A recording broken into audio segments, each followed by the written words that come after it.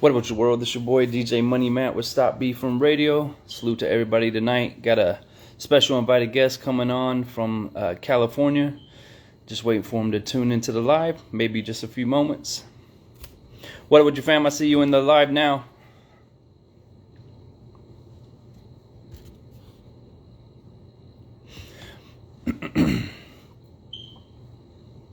Let me try and add you again. Sometimes this thing be acting up.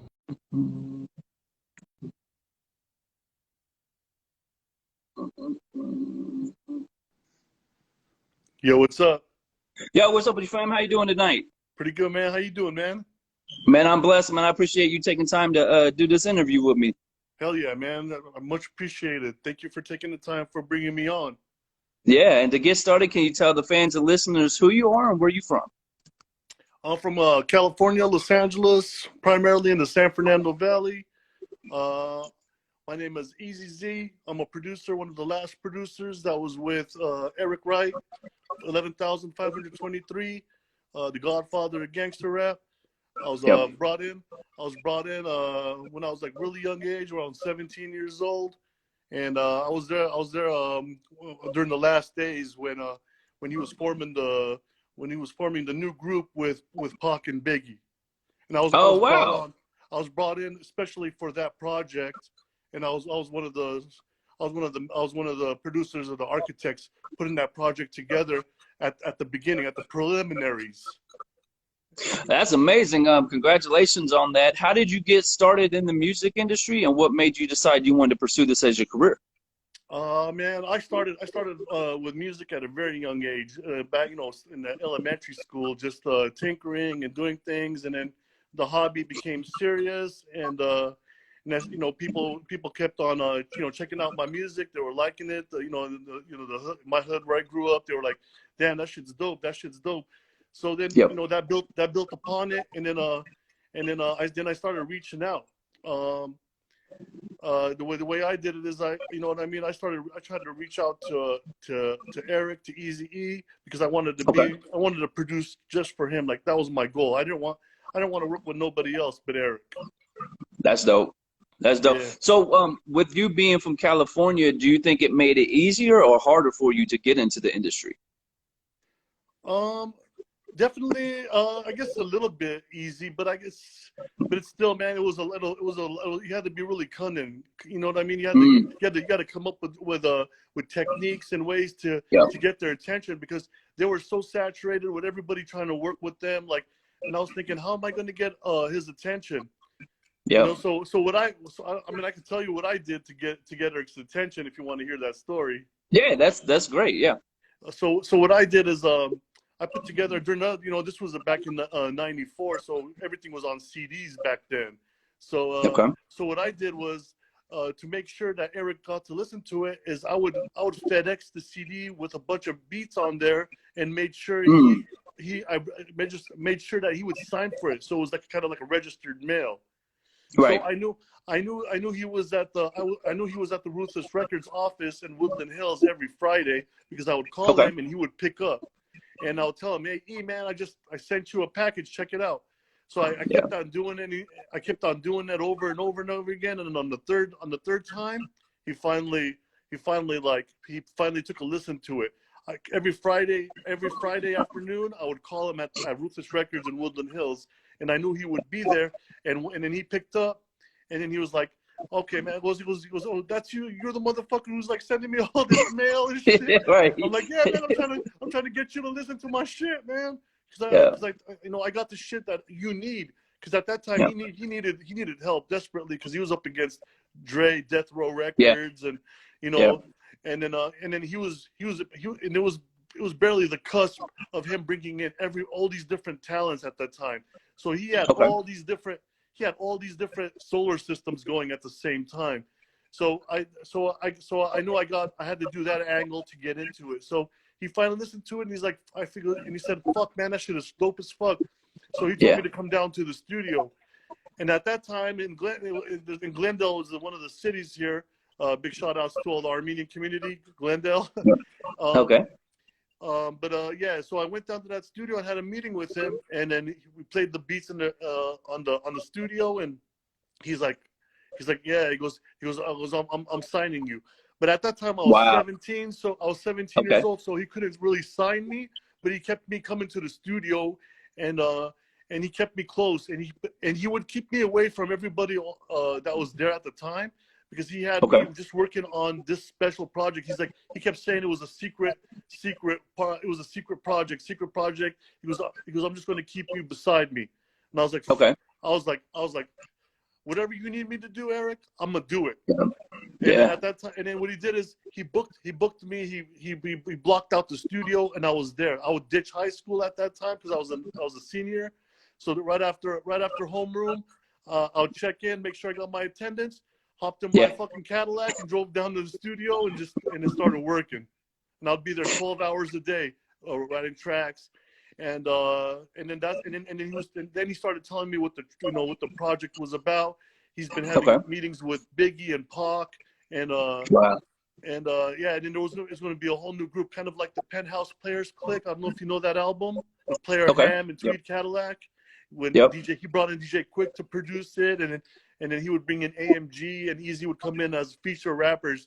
So, but on this one, he was going to be a full member, so it was going to be Biggie, Pac, and Eazy as a group. Wow, that's crazy. And the group was going to be called Ruthless Mafia, and the album name was called Fear No Mob. Now, I don't know if there's a lot of talk about that. So, there was no talk about it because it was a secret project. And because I'm gonna tell you something right now, a lot of people don't know, but Eazy was helping Pac and Biggie get out of their deals. Biggie didn't want to be a bad boy, and then Eazy said, Eazy offered him, hey man, do this one album project with me, I'll get you out of those deals. And I think that's when all the shit started fucking hitting the fan, and that's when everything started to collapse because everybody got scared. And then he was helping Pac get out of death row. He wanted to help Pac start Machiavelli Records, and then Biggie was going to start his own stuff because. And Eazy was going to help him. Eazy was going to fund it and help him set up their record labels, everything, just like he was doing with Ruthless Records. Wow. And there was rumors of that type of situation going on where Pac was trying to separate and Biggie was trying to separate, but there was never any confirmation because unfortunately they passed before we could get any of that. But that's very interesting to me to hear. I was in the meeting in the studio when they came to the studio. They came back in Glendale. Pac was there, Biggie was in there, and Eazy was there. I was sitting in the back, just kind of like a fly on the wall, just listening to everything because I was producing the whole thing. So I was in the room with all three of them. So I was like, I'm one of the few people that was there when they were all together and when they were all talking. And I heard a lot. I heard a lot of stuff. Yeah. And I'm gonna keep a lot of that was a secret because Eazy told me that's confidential. Don't repeat that to anybody, So there was a lot of talk happening, but that was gonna be the big thing. That was gonna be like the huge thing, and I was about 8 songs into it, and I had 8 tracks produced already for that album. The plan was to record about 100 tracks. And then they would pick the ones that would make it to the album, and then and then Biggie. And this is I'll tell you guys one secret, but Biggie was going to write all of Eazy's lyrics. Oh wow, okay. So that was going to be fucking amazing. And Biggie came in and he would lay down his verses, and then he would lay down another set of verses that was specifically for Eric. And Pac would come in, and then I would record Pac at a different studio. Just because of the relationship with that studio. There was another studio that I was working out of in Glendale, also called Front Page Recorders at the time. That used to be a Yamaha test laboratory studio. It was an amazing studio, and I would be recording Pac there. And I have some fun stories about that. I'll tell you guys about that later with Pac. But Pac was recording his parts over there because he liked to be alone, and he would go into a zone. And I would play all the tracks, and he would just improv all the way through the motherfucker. Amazing. Like for each beat, he would write like 4 to 7 different verses, and he would just like drop it. Yeah. So that was I do salute you on that because I was looking at your Instagram getting ready for this, and I saw that picture of Eazy E, Tupac, and Biggie together, and the timeline that would have been about when Biggie and Pac were really at the peak of their, you know, beef kind of situation.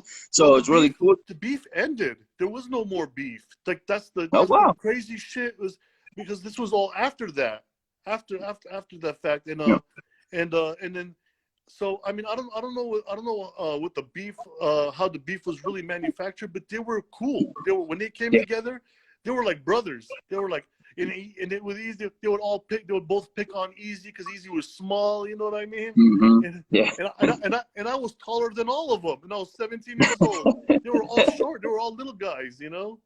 And I want to comment on just how you met Eazy. That's very interesting to me because you were persistent with it. You reached out to him. You didn't have no relationship, but you just kept contacting him, and it opened that door for you. And I work with a lot of up and coming artists and producers, and I always tell them you got to stay in their face. Sometimes they might think you're a little annoying, but eventually, if you could stay consistent with it, and you're talented because you're a very talented producer, so as soon as you heard it, you know it works for you. So you know, I mean, I salute you on that. When you first decided to reach out to Eazy E, did you have any kind of connections with him at all, or anybody in the industry, or are you just starting fresh and that was your lane? Brand new, man. I was brand new.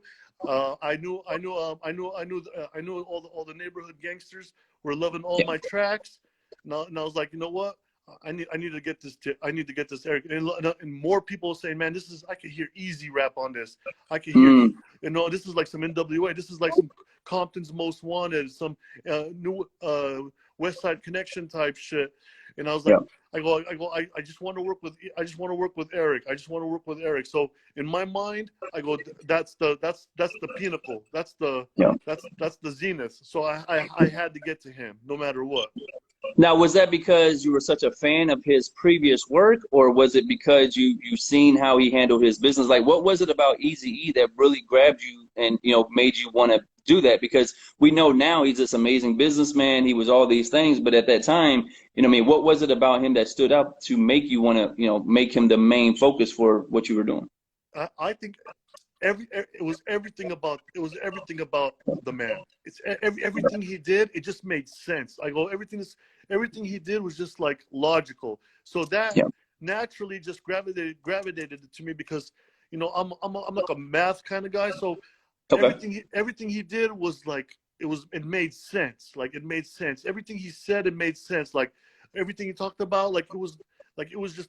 He was like ahead of his time. Like you were talking to the future every time you know. And when I spoke to all these other other cats or the other rappers, I didn't hear any of that. Eazy E was the only one that had that. Yeah, and like one of his standout songs to me always was where he started talking about the future. And if you listen back to that now, it's still it kind of eerie to how dead on he was about everything. So for you being in the studio, when he starts doing this futuristic talk, what was the vibe like for you as, you know, you're listening to him, he's talking all this, you know, what's going to come type stuff, and then I was making sure like I was in 4K resolution, 8K resolution. I was making sure I was listening to everything you're saying and making sure everything was sticking in. You know what I mean? Because at that time he was like, every time I'd come to the studio, he'd always give me a bag of weed. I was always you know, through smoking, and he was cool. He would always give me money. He always make sure I had money. But every time he was speaking, I was listening. Everything, you know, like when he came up with the speaker, with his own speakers. Now, you know, and then Dre went off and did his headphones. But Eazy came up with all that idea. You know, Eazy came up with the first video games now, and I kind of like now Dr. Dre is kind of like following what Eazy was saying and doing. And he's doing that now, like 25 years later, and Eazy was talking about that back in the day. Do you think we'll ever get a biography or a documentary on Eazy E from his point of view? Because, you know, we had Straight Outta Compton, and there's been some conversations that maybe the stuff wasn't exactly how it should have been. So do you think his estate or somebody's going to come from Eazy E side and say, you know, this is how it really took place? The only person that can really put that together is his son, little Eric, with all the stuff that he has, and Tamika.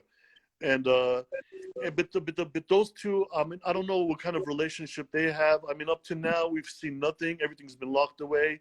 Half of the the tracks, that all the stuff that I was doing in the studio when Eric passed away, all the because at the time I was recording to 2-inch reels on a Atari machine Yeah, we're not using computers at this time. We're talking about the actual production. Yeah, so I had these big old 2-inch reels at the time and doing that, and then half of those reels were confiscated by I don't know who took it. I don't know if it was the studio owner or Ruthless, but I kept a few of those reels with some of the scratch vocals with Pac, Biggie, and Eazy on it in the tracks. Oh wow! And I named them a different project name just for the security, and I have them at a vault that's in an air conditioned area.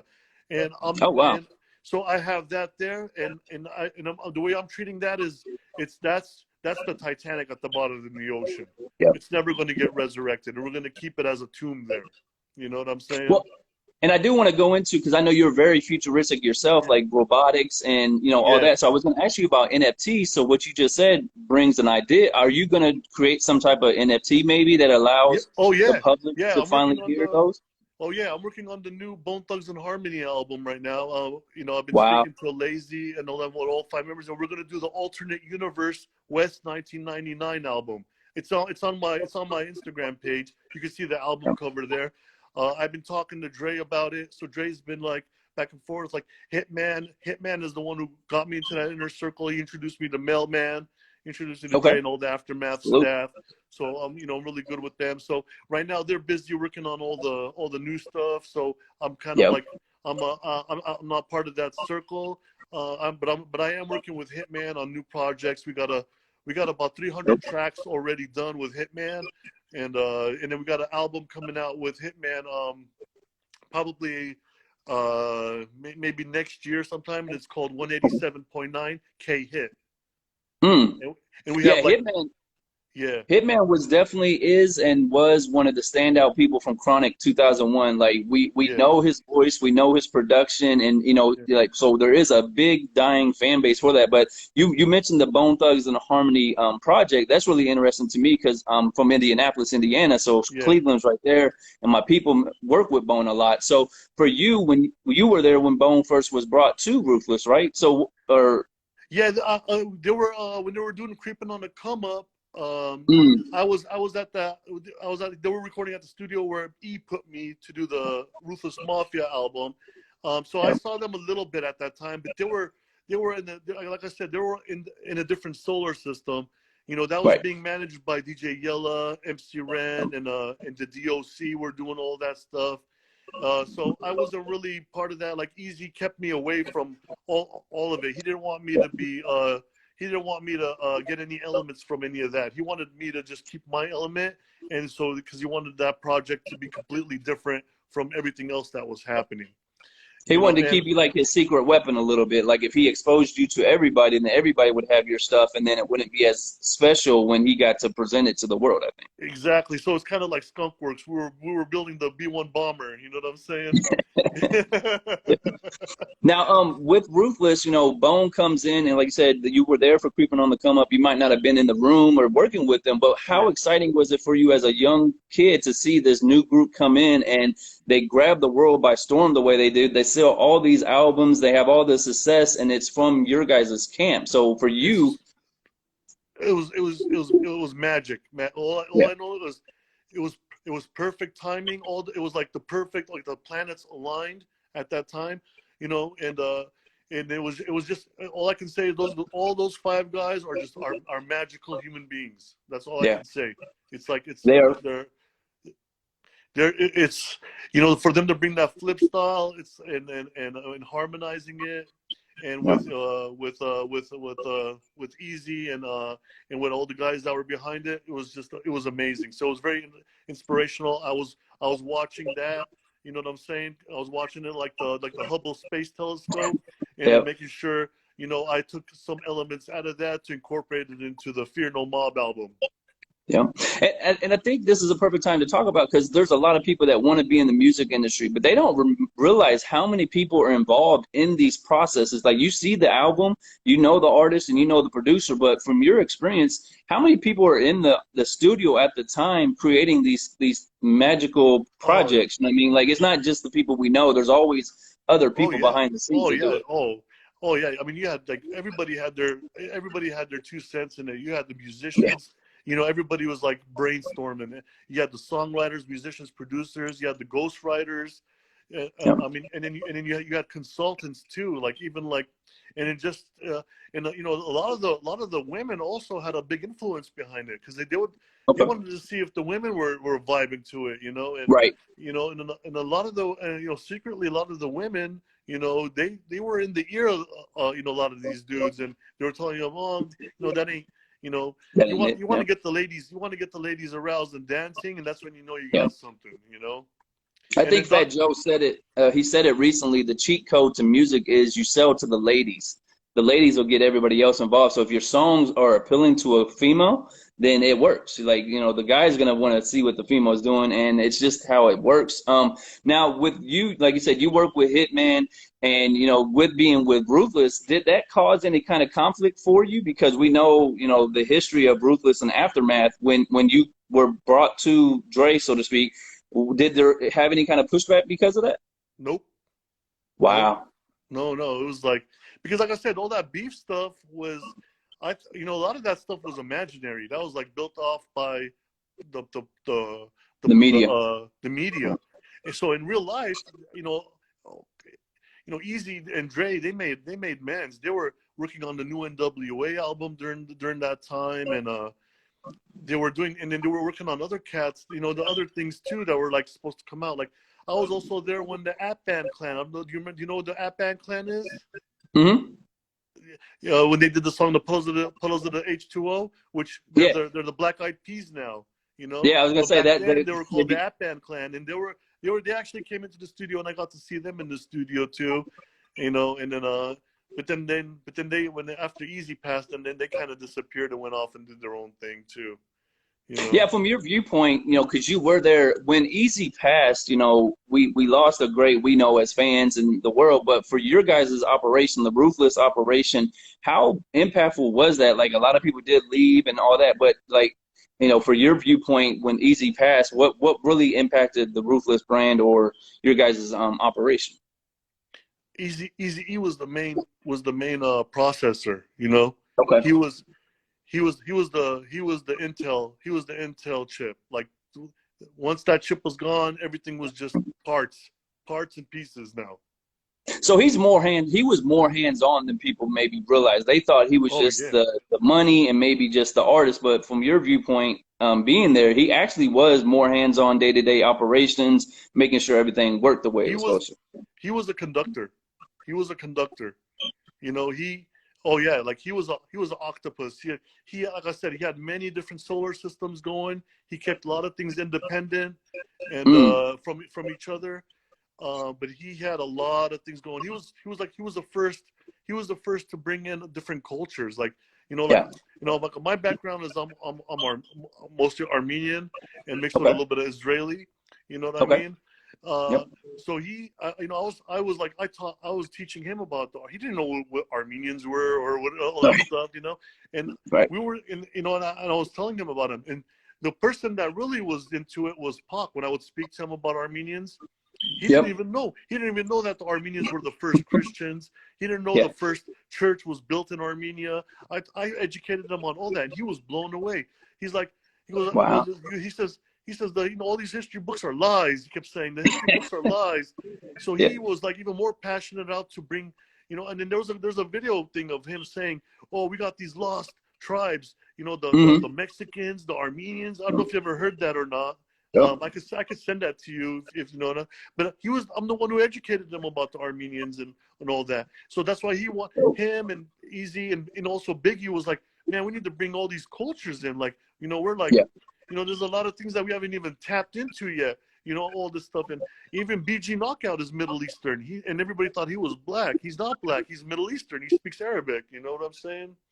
Yeah, that's interesting. That's definitely. And then, you know, with the Pac situation, that's very interesting to me because people always wanted to know, how did Bone end up getting linked up with Pac? You know what I mean? Because Bone, yes, they were on fire, but you know, when they had the song come out, it was always, well, how did they connect? And now you're telling me because Eazy-E's working with Pac and Biggie, it made it a little easier to, you know. Well, that came after, because at that when they did the the Thug Love song. Yep. Eric was already in heaven at that time. So that happened with I think what her name was Gangsta Bitch Mentality, one of the female rappers.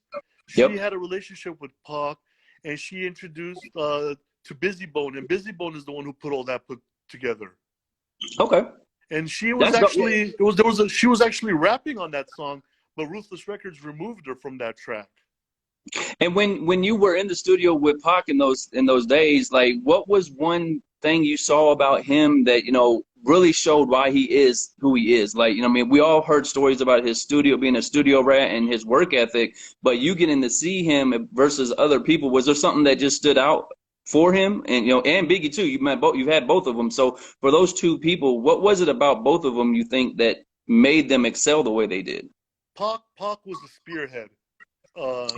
There was no time wasted. Everything has to be ready, set, go.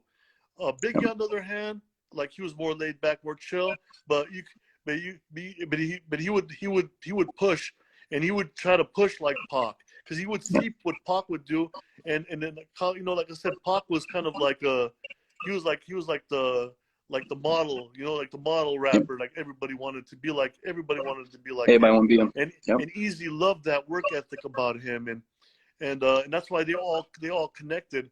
It was really, we really, us, the whole world, we really fucking missed out on this amazing fucking the Ruthless Mafia album and the Fear No Bomb album.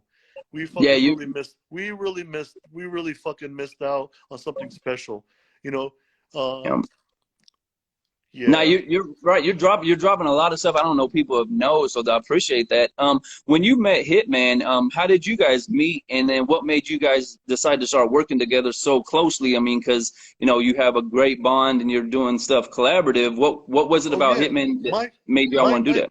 Yeah, my cousin knew Hittman, and my cousin is the one who introduced us. When we got together, smoked some blunts, chopped it up, and we just became you know, instant friends. You know what I mean? Like, we were on the same wavelength. You know, and Hittman is a very very powerful thinker. You know what I mean? Like, and I was and then his ability to tell stories and the way he word plays everything is just amazing. So when we did an experimental album called The Big Hit Rising, and we kind of wanted to do something that wasn't I was like, because I wanted to approach it, I didn't want to do like Dre type productions for him.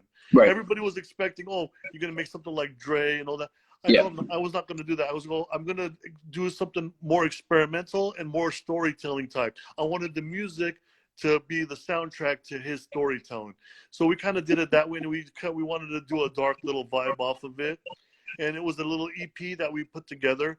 And over here in the US, it didn't, you know, a lot of people hated on it because it wasn't a Dre kind of thing. But overseas, it did really good. The Asians loved it. Europe loved it, like, because it was just like an artsy kind of an album. But we were going to do on the K-Hit, we were going to do more of a West Coast kind of thing, just so we could cater to all the haters that were out here, like, you know, like, because they wanted that West Coast sound with Hitman.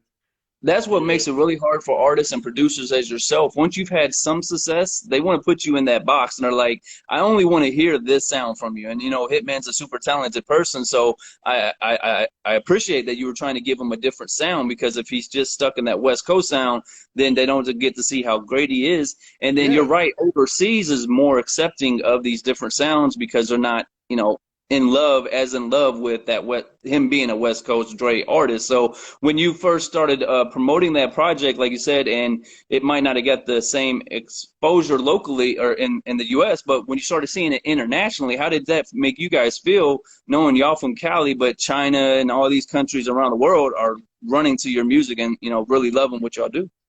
I mean, it was just like, okay, it was eye-opening. Like, okay, the rest of the world understands what we're doing. Just America is behind, you know? Just like the fucking school systems, you know what I mean? Everywhere else in the world, all those kids are accelerating in schools, and then here in America, we're fucking number what, 32 and shit. You Yeah. know? So we know you know, those people were gonna blow it up, and then everybody in the U.S. was gonna follow. Because usually everybody kind of follow. It's kind of like the dance music; they all follow what Europe is doing over here in the United States, you know. And so me and him, man, we talk like, yeah, we're just gonna do our thing, and then you know, we're gonna make our timeless music, and then we're gonna do a variety of different things. So Right. we got. I mean, like I said, we have like so far up to this day, we have about 300 tracks, you know, already Wow. done, and Just we're ready working to on go. more tracks. Yeah, and then later on the line, we're gonna talk about, you know, how we're gonna release it and then do what with what, you know. So, but in the meantime, we're always writing songs, we're always doing stuff and pushing the envelope, experimenting, doing new stuff. But for the haters, we do have some West Coast stuff, you know, and then Right. You'll give them what they want. yeah, yeah. Now, with you know Dre, we know we know something's coming big. I know you can't speak on anything like that, but how's it feel to see the energies coming back? You know, Snoop's doing his thing, Dre's doing his thing. They just did the Super Bowl, and then now the creative juices are flowing the way they are. So for you guys, Hittman, you, the Aftermath brand, and you know the establishment, how's it feel for you guys to know that it's almost, I want to say game time again, but we know something's coming. It's honestly, it's up to Dre. It's up to Yeah. Dre. Dre got so much Yeah. firepower. He can take on the United States, China, and Russia by himself. You know what I'm saying? Like Yeah. he got there's like 3 Chronic 2001 albums that he doesn't Yeah. even that he hasn't released. There's like another 200 tracks from the old 92 Chronic album that he has. He has like a bunch. He has like something like 4,000, 3,000 detox tracks. I Yeah. mean, he has so much. You know, so he knows what he has, and I think he's just, he's in writing mode. Like he's in Yeah. writing mode right now. So I think he's just gonna keep accumulating and keep accumulating, and who knows? Maybe something soon, or maybe not. He's like he plays with he plays with timing. Like Yeah. it's a strategy, you know. So I mean, it's his own kind of marketing that he developed, and nobody really knows about it. Well, like if you're a big fan of him or you followed his movement, he doesn't do things like anybody else does. And there's always a gap between projects because he wants to build that anticipation back. And even though he's released some content recently, we know that's not what is really, you know, the main project people are waiting on. So, you know, exciting. And then, you know, speaking on the Super Bowl, what was it like for you sitting at home or if you got to be wherever you was and you see people you actually grew up with, worked with, standing on that stage representing, you know, West Coast and, you know, everything you guys worked so hard for? I thought it was really beautiful. It was like finally like the West Coast is blooming again, you know. Yep. So it's everything is starting to turn back around again, you know. I mean, because I mean, to be honest with you, like hip hop and the genre, it's all just been kind of like trap music. There's very different Yep. variations of it, but Yep. mostly it's all the same loops, the same sounds, and the same things just being recycled with different types of rappers, and everybody's just using auto tune, and that's been it. So it's just been this kind of style. So I think we probably have another maybe like another 3 to 4 more years of this kind of Okay. sound before it starts dissipating. And I think maybe, and that's what I think. I think probably 2025 will probably be Okay. the resurrection of the West Coast again. That's I can my see that. opinion. I could definitely see that. And, you know, you are a talented producer, but you're also an executive in your own right. So what was it like making that shift, or how did you decide to go from being a producer and, you know, doing that to, you know, having a label with what, over 20, 25 artists, I think it is, that you're helping pursue their dreams? Oh yeah, absolutely. Yeah, like, it was just it was a natural growth, you know. Okay. Yeah, I started my own publishing company. So you know, I've been around for a long time. So I've been Mm-hmm. accumulating. I've been out there, you know, picking all the you know, all the little diamonds in the roughs before, you know. Yep. So I have that ability to spot them. So I have about almost 1,200 producers under my publishing company right now. and Oh, I have congrats. more than 25 artists. I have about 500 artists, Oh, male and wow. Dang. female. Yeah, and each one I sit with and I educate all of them, and they all have a protocol that they all have to go through, and once they do that, then we start working on that on their projects. Now, So for having that many artists under your label, how do you go about figuring out what artists you want to even join? You know, there's a lot of talented artists out there today. So, like, what I is don't it you? I don't need to figure out anything. I have all of them working simultaneously. Hmm. I do everything. Everything's done in unison. Okay. That's dope. And like I was looking into it. You said you know from Armenian Israeli. I saw one of the acts you were pushing or supporting or behind is Hayla, and Yeah, she was on the the Israeli American Idol. I mean the version of there, and it's yeah. had a lot of major successes for you. So how did you meet I her? Or I met her. She was a brand new. She was doing she was doing soundtracks for uh for James Cameron's movies like the okay, Titanic. But wow, they were gonna use her for the Titanic, but Celine Dion beat her out. But then ended up using her for Avatar, so she was singing wow, in a lot of the new Avatar stuff, and then so then I brought her and then I developed her and then I from the ground up, and then we started creating a lot of dance singles, and then we were able to chart her on the Billboard dance charts, and for a brand new artist to reach number 23 was a major accomplishment. That was a lot of work, yeah. and then we also got her number 14 on the DJ Times club charts as well, right underneath Beyonce.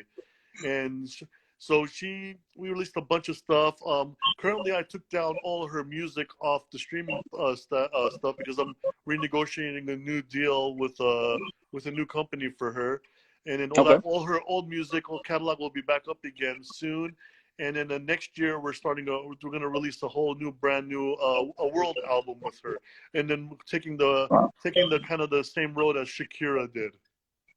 Yeah, and that's interesting you said that because I'm hearing a lot of other labels and other music people are doing the same thing you just said. They're taking the music off of these streaming platforms, renegotiating deals, getting better point situations, and then plan to put them back on, or even just keeping them in-house now. It's like it's almost done a full circle. Like back in the day, you had to go to you to get the music.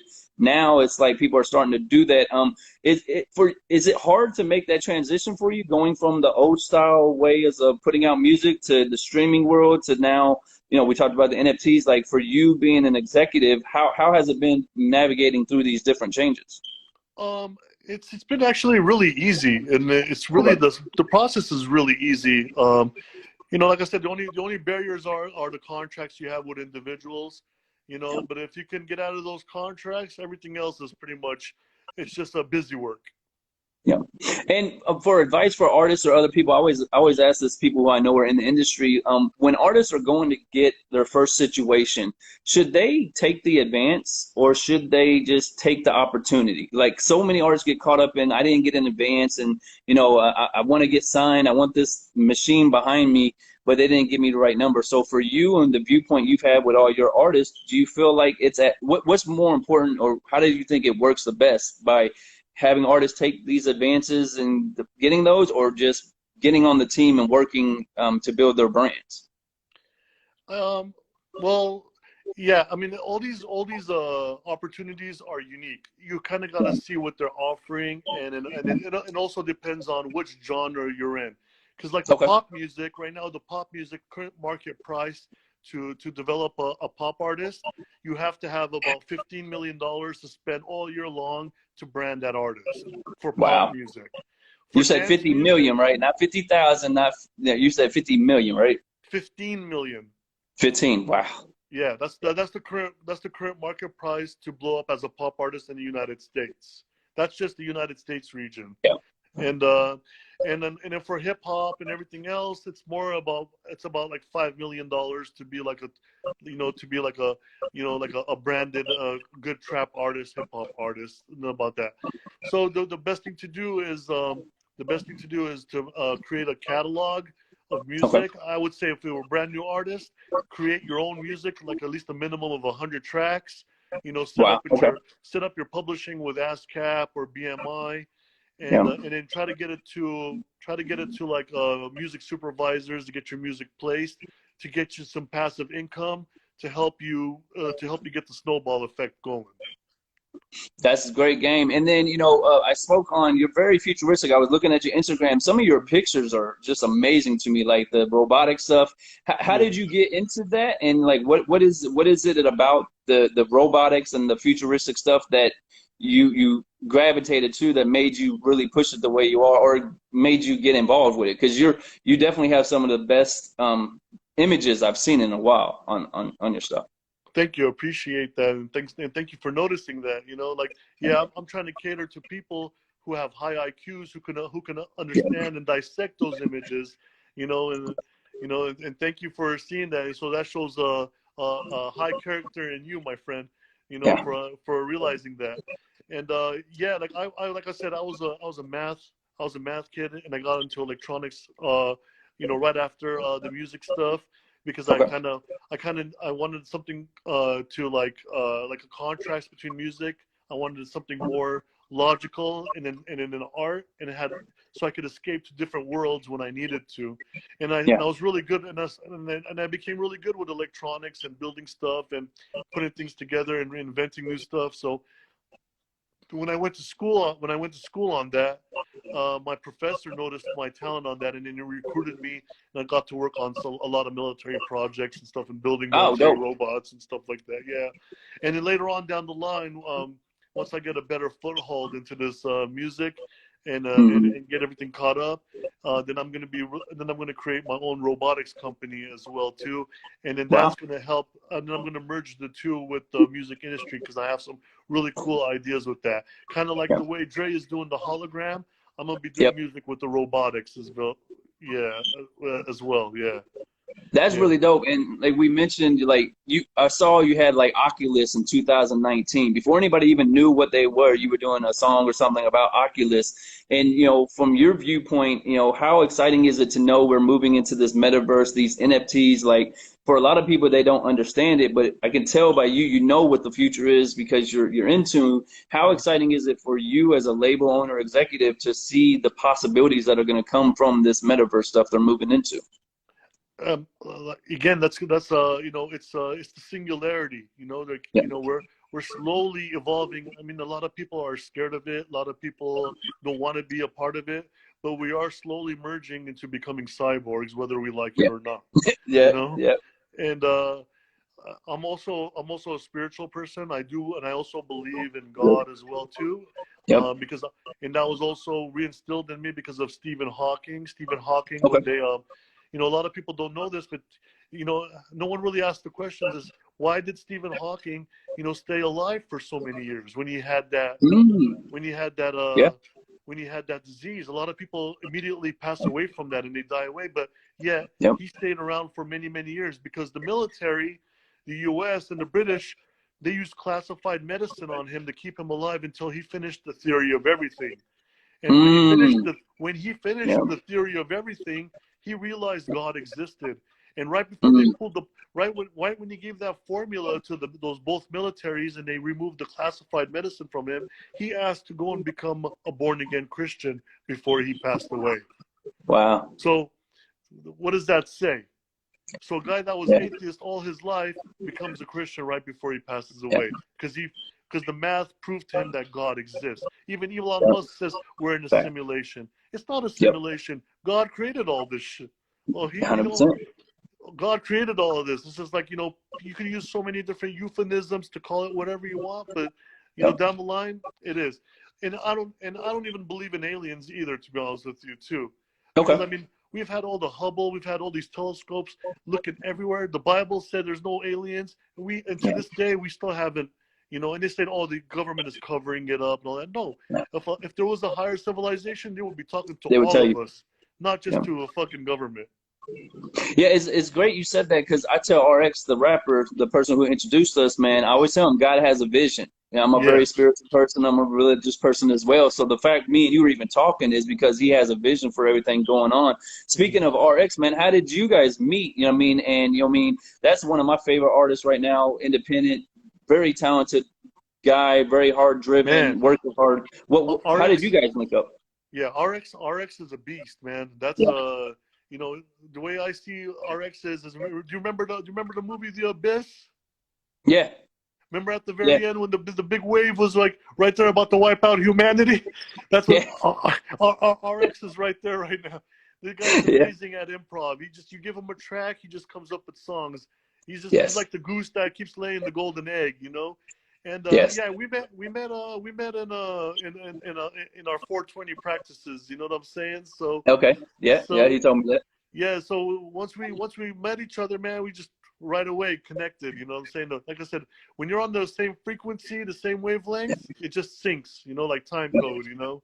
Yeah. Well, like you said, God has, like I said, God has a vision. So that He put y'all together for those 420 meetings. He didn't know who you were, you didn't know who he was, but you're a Yeah. talented producer and he's a talented rapper. Like Yeah. imagine that. Like you guys Yeah. became friends and built a real relationship, and then found out, oh, y'all got the same, you got talents you could benefit off of. So I salute you on that. And then you have a dope female artist you're working with, Blanca La Hmm.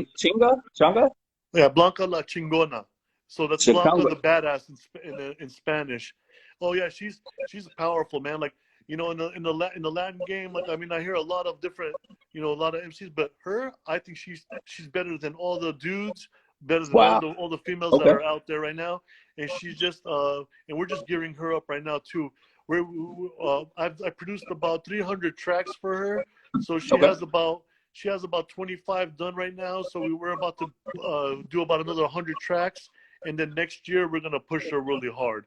And she has a variety of styles that we're gonna unleash on everybody. So that's okay. And we have a big show coming up in this June as well too. So that's gonna be dope as fuck as well. And you Yeah, said the new single is Eyes Lid Low for people. yeah. Is that song already available or is it coming in June when the show happens? It's already available. That one's already available on Spotify and iTunes Music, so you can peep it out there. And that's a dope song. And then probably next year we'll probably release a video for it. And then your label, is it only Latino artists or is it just a mixture of everything? Oh, I have every culture. Okay, I'm dope. pretty much continuing where Eazy left off. I was what I was saying. I could see you're kind of leaving that, picking up that blueprint a little bit. I was talking to my homie Manny Mad Dog. He's gonna help the Hype magazine do a Latino version. So I'll definitely plug you guys. He says he knows you anyways from LA and stuff, but Okay, I'll cool. make sure to connect you guys because he's gonna do the Latino version of the Hype magazine. So Nice. you got a lot of dope, talented artists. Makes sense to me. And then excuse me. I know you're a busy person, so I'm not going to take too much more of your time. But before Corona shut down a lot of things. Everything's starting to open back up. Hmm. What are you planning to do next that's going to keep moving your brand, your movement forward? As the world opens back up and lets us get back outside, as they say. So I'm also an actor as well too. I had Okay. my first big break in the movie Ad Astra with Brad Pitt. Oh, So congrats.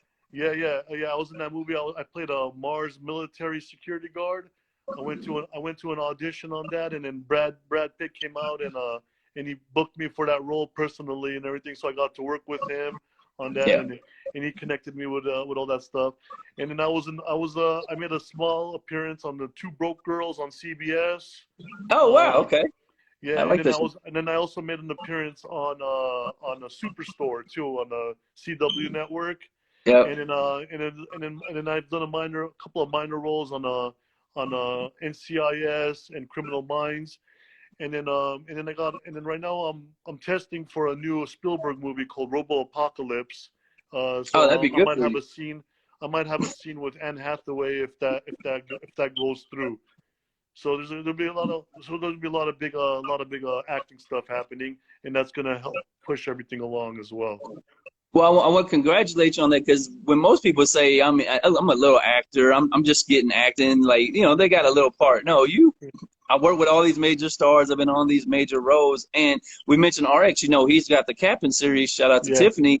Maybe we can get you out there to, you know, be in the show. It's about Yeah, rapping most anyways. definitely. Yeah, I was talking. Yeah, RX was mentioning all that, you know, and yeah, we're definitely going to do something like that. So that's in the works as well too. So that's going to be really exciting.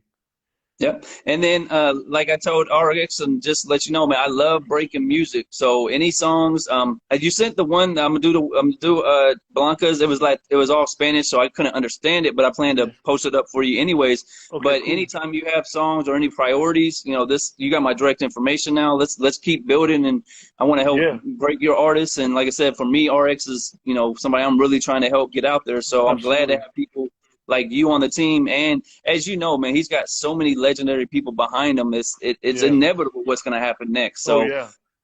Yeah, that's like the Yellowstone. It's about to fucking blow. it is. You heard that alcohol song? Pardon me? Did you get to hear alcohol yet? Yes, I did. That's an amazing track. Yeah. That's gonna be a hit for sure. And So that's what's good about artists, man. And for what we do in this music, you can hear 100,000 songs, but when you hear a song that just yeah, grabs you out of nowhere, you're like, oh shit. That's the exciting point for me. yeah, Talking to people like you, or just you know getting to help people, is when they get that song or they get that chance.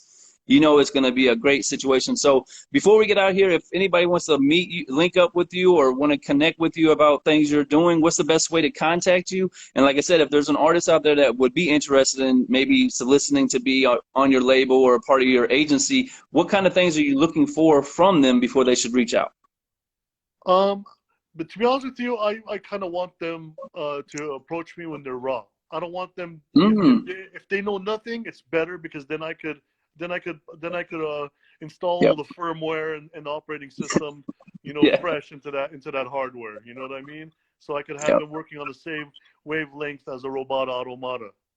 Yep. No, you're right, because if they come and they've already got some of their own things they've been working on, then when you try and teach them the right way to do it, because you Yeah, are actually in the industry, there's so many people that say they're in this industry, but you really have been in this industry in very, you know, significant roles, so you can tell somebody the right way to do it. But if they come in thinking they already know everything, you're going to spend so much time just trying to correct stuff. So I appreciate that. So somebody who's got talent, maybe doesn't have a big fan base, maybe doesn't have a lot of songs, but you can hear a dope potential.